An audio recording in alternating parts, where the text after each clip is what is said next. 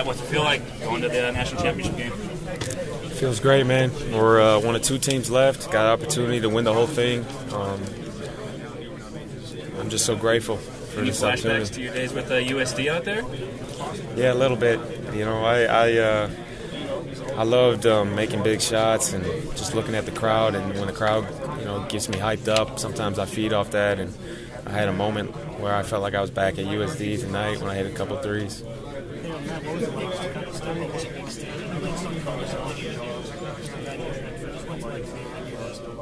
Yeah, I just knew it was my time tonight. I just felt it. All week long I told somebody in the press conference, I seen the verse, Joshua 1:9. A friend of mine named Doug texted to me. I saw it on the back of a guy's helmet. I was seeing it on in my devotional. And that verse is just, have I not commanded you? Be strong and courageous. Do not be afraid or discouraged. For the Lord your God is with you wherever you go. And I was just thinking on that verse, like it's time to be strong and courageous. It's time to step up. And I just felt that tonight. You feel like with Jarrett not scoring as much that you kind of had to step up a little bit this game? Yeah, Jarrett was, they were locked in on him tonight, and every team is. And, his shot just wasn't falling. And Coach Sip came up to me and said, it's your time. We need you to step up. And I told him, I got you, Coach. And I was able to step up and make a few shots. My teammates got me the ball. Talking to Coach Adams back there, and he said that the thing that he's proud of you is that it's the defensive side of the ball. It's like you seem like you actually take pride in it now, and it wasn't necessarily that way when you got it. What's the biggest change for you on that?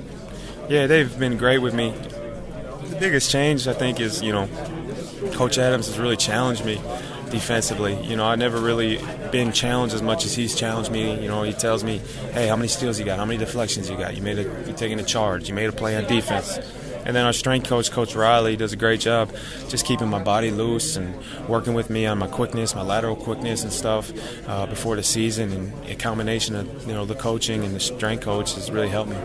He said that he's glad you stopped trying to play like you got your hands in your pockets. Is that right? Yeah, when I got here, I used to always have my hands down. He would, blow the whistle, stop practice. And, he'd say, hey, how long is Mooney's wingspan?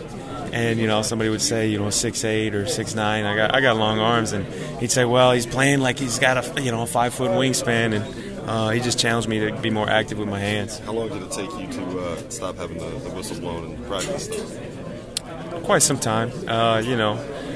Probably halfway through the year. I don't know, or maybe earlier than that. But it took a little while, especially in the off season. Was it just when you would do it? Did you have to run afterwards? Were there push-ups? Were just getting embarrassed? Sometimes, usually just getting cussed out for not having my hands up, and I got tired of getting cussed out, so I started being more active. It worked. Yeah, it did.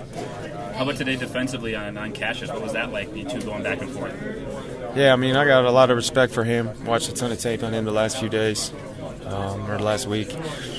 He's a great player. He can score at all 3 levels. He can pass. He's poised, So I was looking forward to the battle and to the challenge of guarding him. When you guys were coming to the locker room, a lot of guys just slowly came in here. You all seemed focused. Is that because you guys know you have another job to do? Definitely, yeah. After the game, we all looked at each other. We said, one more. It's not done yet. We won 5. We got to win 6 to win the whole thing. So one more game. Matt, you talked about nobody showing you love. You were too small. Can you just reflect on your journey to not get love and now to be hitting some of the biggest shots on the biggest stage? Yeah, I was immature. I was a late bloomer. I was small in high school. I was like 6 foot, maybe even smaller. I was skinny. And, Air Force, Coach Snell was the only coach to offer me a Division I scholarship. And then I had some Division II offers, and that's it. And I went to Air Force, and I'm grateful for my time there, that one year there, and just didn't work out. I went to South Dakota, and I fell in love with that place. Small town of Vermilion, but it was good to me, and the people there were awesome. And then Coach Smith got a better job at Utah State, and him and his staff did an unbelievable job this year. They won the Mountain West. But I decided I want to play Power 5, and I came here to Texas Tech. These guys believed in me and gave me a shot, and it's It's a God thing. It's giving you love. Yeah, so it's fun, you know, playing for the national championship. What can I say? Did you ever think that when you made this change to transfer over here, you'd be playing in the national championship game?